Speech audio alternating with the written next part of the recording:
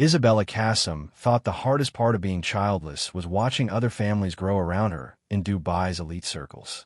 But nothing prepared her for the moment. She realized her own husband had been building that family under her roof, with their 24-year-old Maid, a discovery that would end in flames, death, and revenge. If this story grips you like it should, hit that subscribe button and join our community of true crime enthusiasts who aren't afraid to dive deep into the darkest corners of human nature. Ring the notification bell, because trust me, you won't want to miss what happens next in this tale of betrayal and deadly obsession. But let's go back to where it all began. The Al Safa district of Dubai gleamed like a jewel in the desert sun, its marble-faced villas standing as monuments to impossible wealth and carefully curated perfection. Behind the towering gates of Villa 47, Isabella Qasim moved through her morning routine with the precision of a Swiss timepiece, every gesture reflecting 23 years of molding herself into Dubai's vision of the ideal expatriate wife. At 41, she possessed the kind of understated elegance that money could refine but never quite buy. The way she held her coffee cup spoke of Swiss finishing schools. Her posture whispered of ballet lessons that began in childhood, and her smile carried the practiced warmth of someone who had spent decades charming investors at her husband's construction company galas. The villa itself was a testament to their success, purchased for 8 million dirhams during Dubai's golden boom years, when Khalil Qasim's construction empire was securing government contracts that would reshape the Emirates skyline. 6 bedrooms, each larger than most people's entire homes, a tennis court that hosted weekly matches with other construction magnates, and an infinity pool that seemed to pour directly into Dubai's glittering horizon. Isabella had personally overseen every detail of the interior design, flying artisans from Italy to hand-paint ceiling frescoes and importing Persian rugs that cost more than luxury cars. Yet for all its magnificence, the villa carried an emptiness that no amount of marble or gold could fill. The emptiness lived in the nursery that had been converted into a home office after their 7th failed IVF attempt. It echoed in the hallways where children's laughter should have bounced off hand-painted walls. It sat heavy in a master bedroom where Isabella would lie awake at night, listening to Khalil's steady breathing and wondering if her body's rebellion against pregnancy was divine punishment for some unknown sin. The fertility treatments had become her secret addiction. Monthly visits to London's most exclusive reproductive clinics, experimental procedures in Switzerland that promised miracles but delivered only fresh disappointment, and alternative healers in Thailand, who chanted over crystals while extracting astronomical fees from her desperate hope. Into this world of beautiful desolation came Rosa Martinez, a 24-year-old nursing graduate from Manila, whose quiet competence and respectful demeanor had impressed Isabella during their initial interview at the Philippine Consulate's domestic worker placement office. Rosa's references were impeccable, her English fluent, and her nursing background meant she could handle the small medical emergencies that occasionally arose in their active social circle. Most importantly, she possessed the invisible quality that made the best domestic staff, the ability to anticipate needs before they were spoken, to move through the villa's grand spaces like a shadow, and to maintain absolute discretion about the private lives of her employers. Rosa's small room on the villa's upper floor became her entire universe, a space barely larger than the storage closets in the main house, furnished with a single bed, modest wardrobe, and a small window that offered a view of the service courtyard rather than the spectacular gardens that graced the family quarters. Her daily routine began before dawn and extended well into the evening, preparing Isabella's elaborate breakfast arrangements, maintaining the villa's impossible standards of cleanliness, and managing the complex social logistics of a household that entertained government ministers and international business partners with equal frequency. The UAE's kafala system bound Rosa to the Qasim household with legal chains that were both invisible and unbreakable. Her passport remained in Khalil's safe, her visa was tied to their sponsorship, and her ability to travel, change jobs, or even open a bank account depended entirely on their continued approval.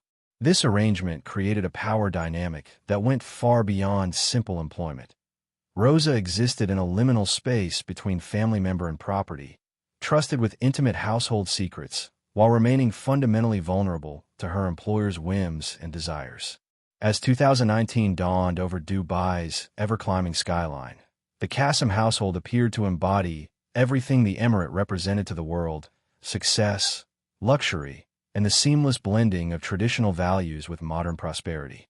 Isabella's Instagram feed showcased charity luncheons at seven-star hotels, shopping expeditions to Milan, and romantic getaways to their vacation home in Switzerland.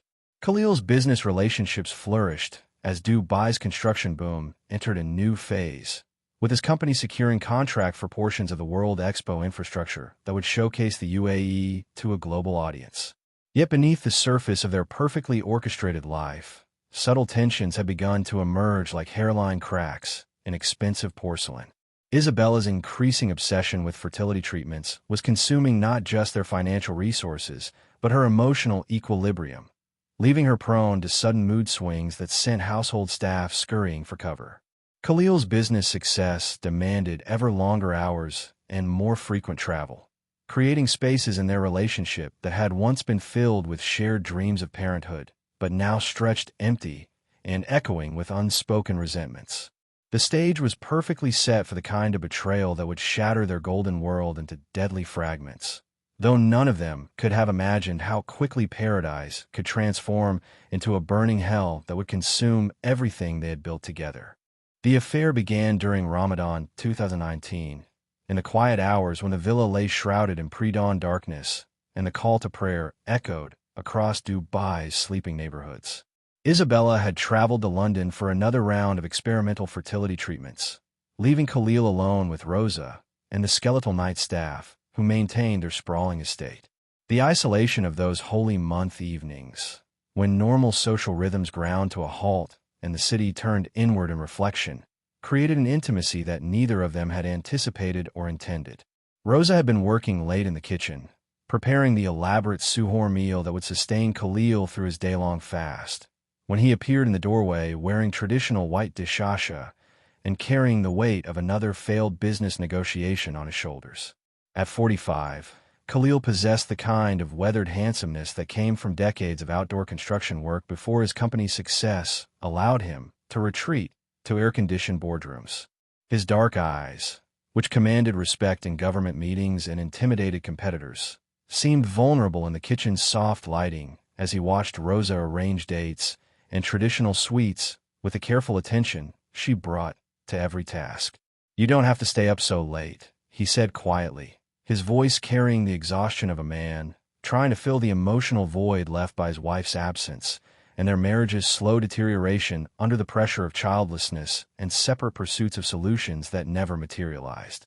Rosa looked up from her work, her hands still moving efficiently as she processed his words for the concern that lay beneath their surface politeness.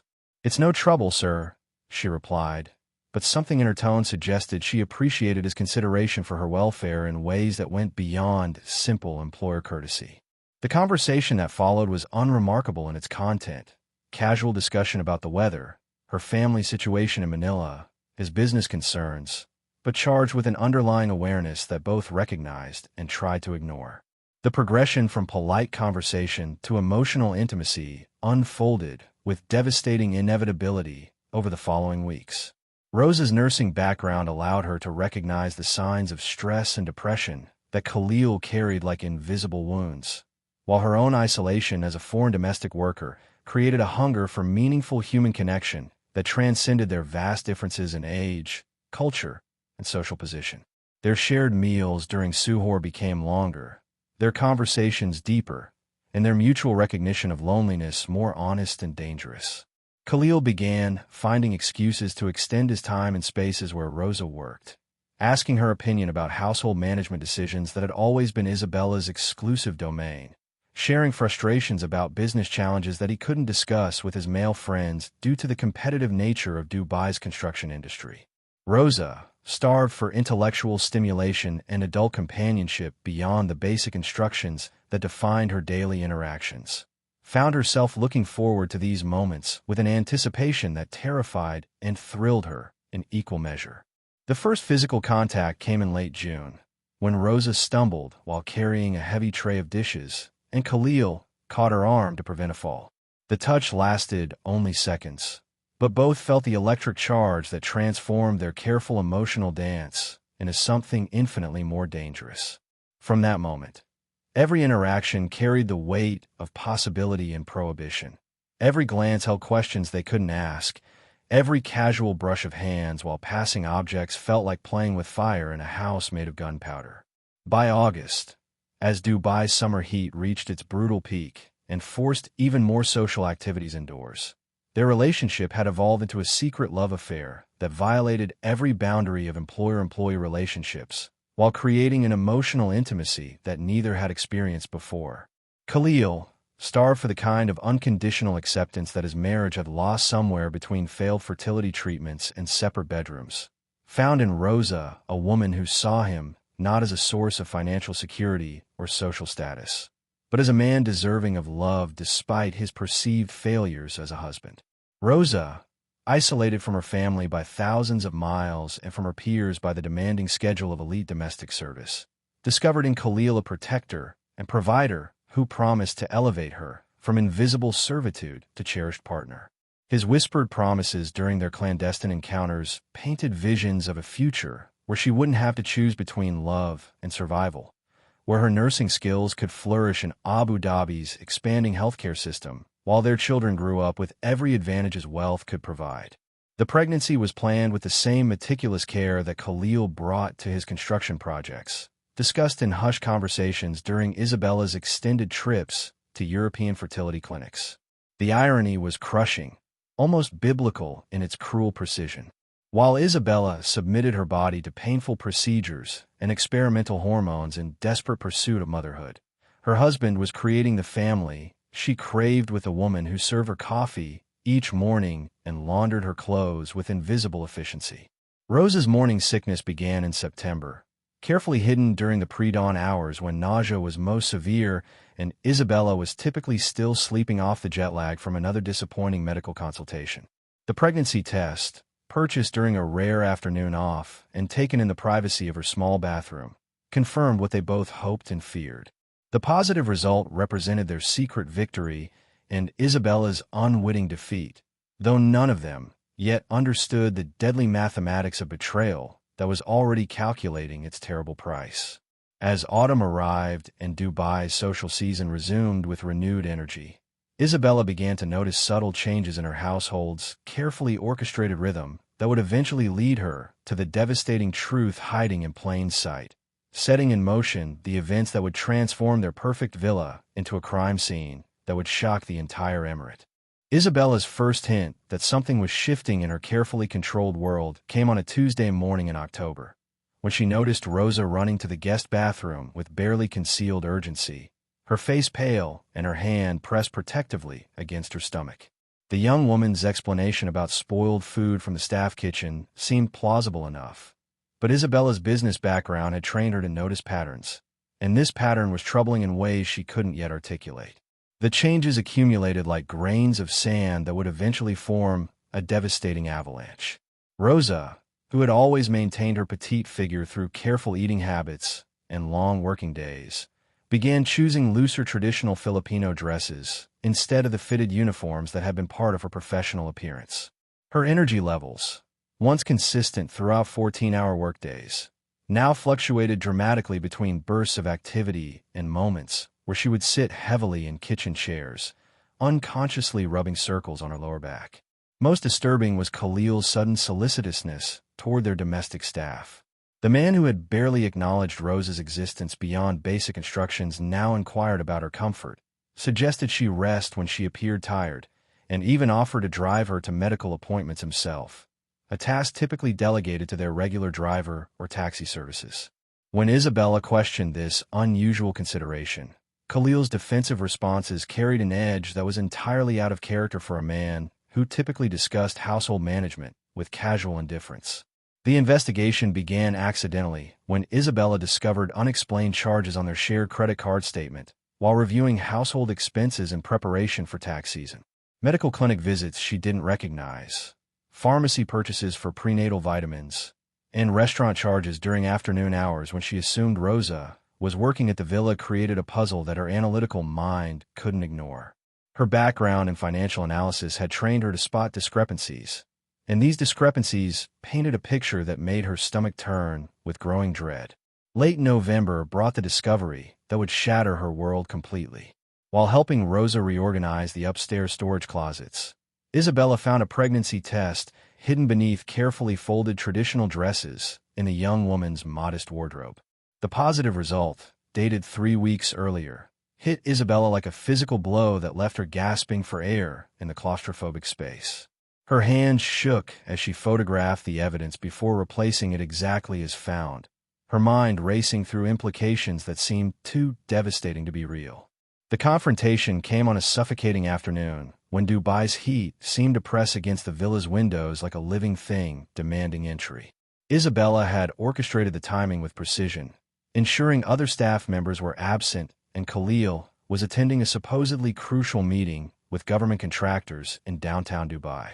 The kitchen, with its floor-to-ceiling windows and marble surfaces that had hosted countless dinner parties, became the stage for a conversation that would destroy everything she had spent 23 years building. Rosa's initial denials crumbled under Isabella's methodical presentation of evidence like sandcastles facing an incoming tide. Phone records showing calls between Khalil and medical clinics, bank statements revealing cash withdrawals for expenses Isabella couldn't account for, and finally, the pregnancy test that made continued deception impossible. When the truth finally emerged through Rosa's tearful confession, Isabella felt something break inside her chest that would never heal properly. The details that followed were more devastating than the affair itself. The relationship had been ongoing for 6 months, carefully planned around Isabella's medical trips and social commitments. Khalil had made promises that painted their betrayal as true love rather than exploitation, discussing apartment viewings in Abu Dhabi, baby names, and a future where Rosa would become his proper wife, while Isabella became an expensive mistake to be discarded. The pregnancy was intentional, planned together during the holy month, when Isabella was pursuing another round of failed fertility treatments in London. What destroyed Isabella's last shred of composure was learning that while she had been subjecting herself to painful procedures and experimental hormones in desperate pursuit of motherhood, spending their fortune on treatments that brought nothing but fresh disappointment each month, her husband had been creating the family she craved with the woman who served her breakfast and knew her most intimate struggles with childlessness. Rosa's naive belief that Khalil would actually leave his wife and successful life for a domestic worker revealed the depth of manipulation involved, but it also showed Isabella that she wasn't dealing with a calculated seductress, but with a vulnerable young woman who had been exploited by a man with unlimited power over her legal status and economic survival. This recognition made her rage more complex, but no less consuming. As the afternoon sun began its descent toward the horizon, casting long shadows across the kitchen where her perfect life had just collapsed, Isabella felt something dark and irreversible crystallizing in her mind. The betrayal was complete, the humiliation absolute, and the future she had imagined was revealed as an elaborate fiction.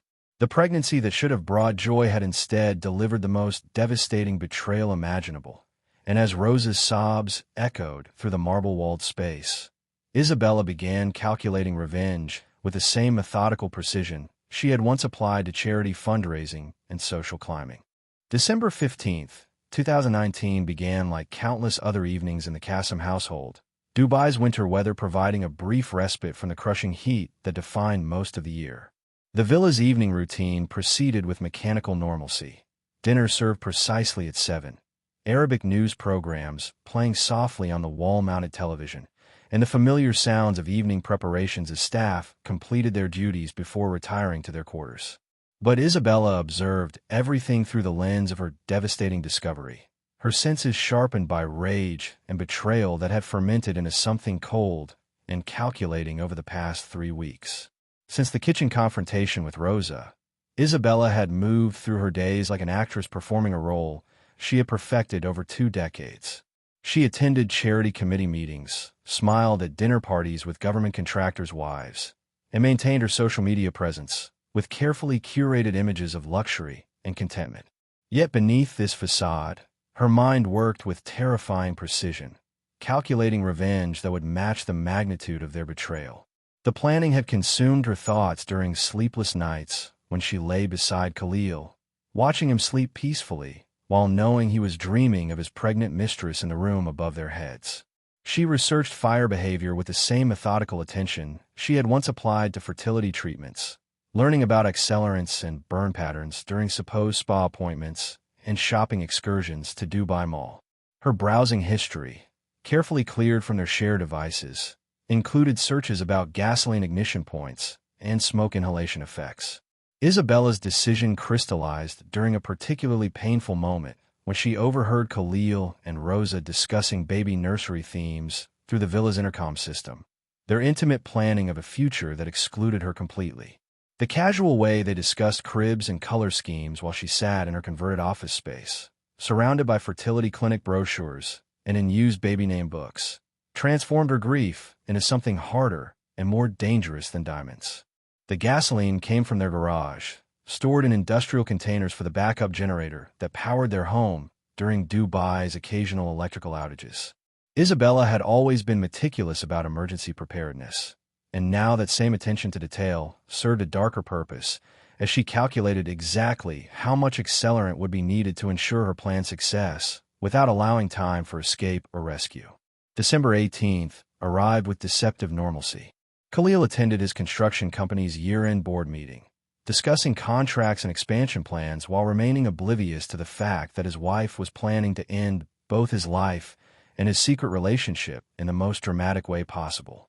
Rosa spent the afternoon preparing for the villa's final dinner party of the social season, polishing silver and arranging flowers with the careful attention she brought to every task, unaware that she was orchestrating her own funeral arrangements. At 11:47 p.m., according to security camera timestamps that would later become crucial evidence, Isabella began her methodical movement through the villa. Her intimate knowledge of every creaking floorboard and squeaky hinge allowed her to navigate in complete silence, carrying the gasoline toward Rosa's small room on the upper floor. The architectural layout that had once provided discretion for domestic staff now served Isabella's murderous purpose perfectly. Standing outside Rosa's door, Isabella could hear the soft breathing of sleep from within, occasionally punctuated by the small sounds that pregnant women make as they shift positions seeking comfort. The sound of new life growing in the darkness made her rage burn brighter as she remembered her own empty womb and the years of failed attempts to create what Rosa had achieved so effortlessly with her husband. The makeshift lock was simple, a chair wedged under the door handle that would buy precious minutes while the fire spread.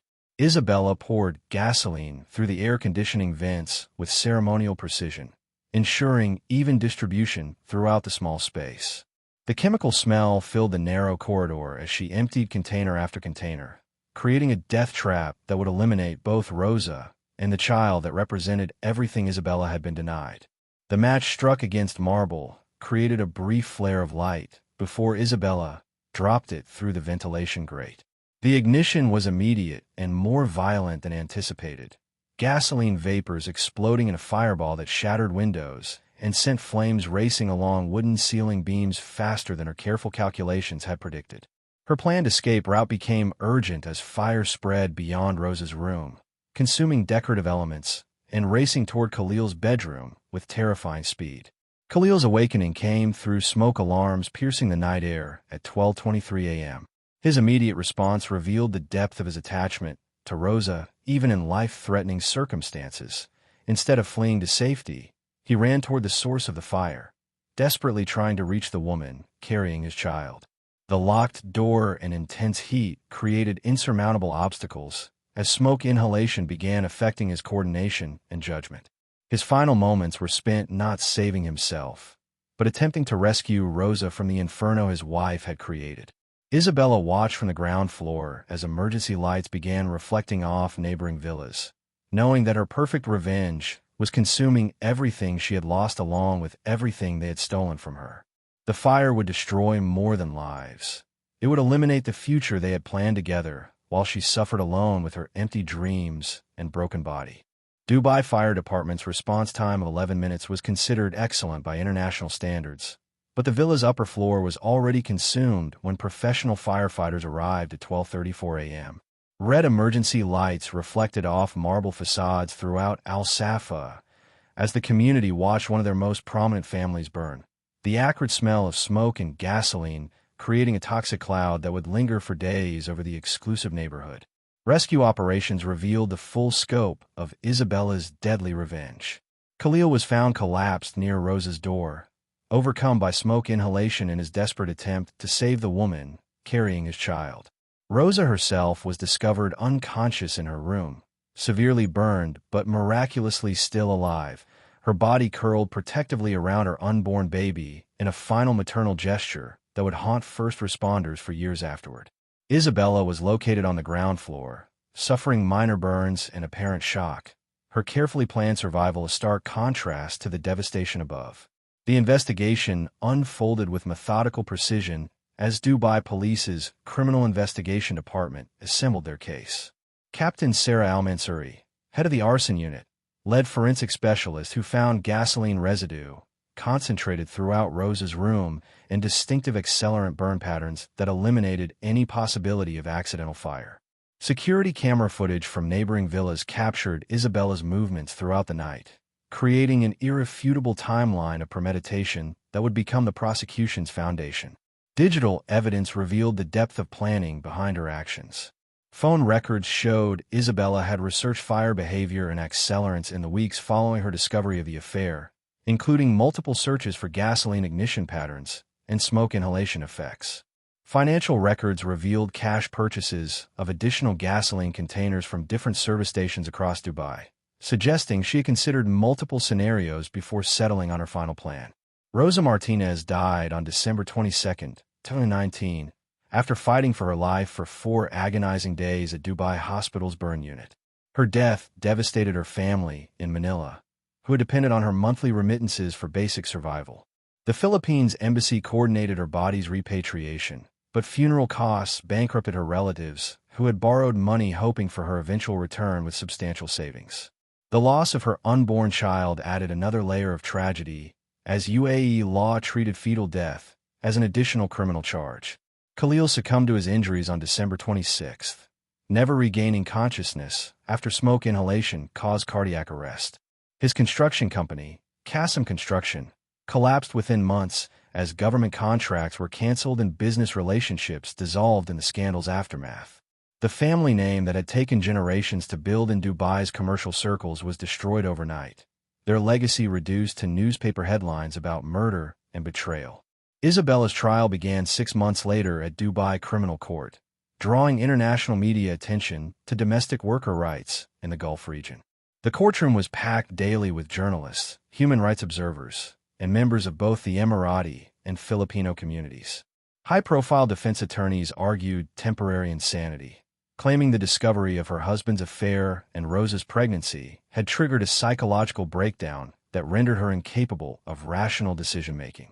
The prosecution presented overwhelming evidence of premeditation, the systematic investigation of the affair, the careful planning of the fire, and the calculated timing of her actions.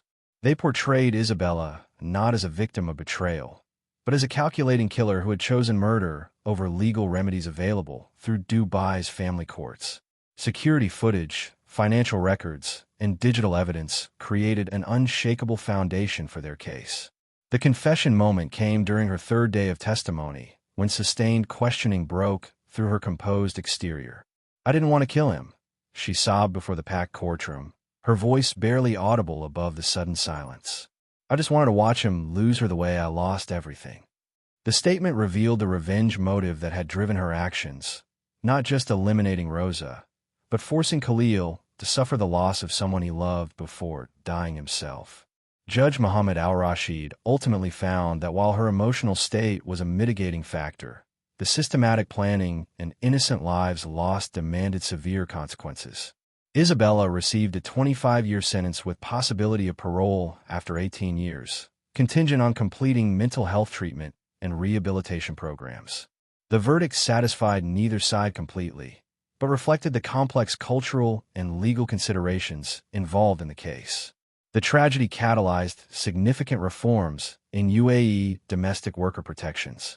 New regulations required regular welfare checks, improved complaint mechanisms, and stricter oversight of employer-employee relationships.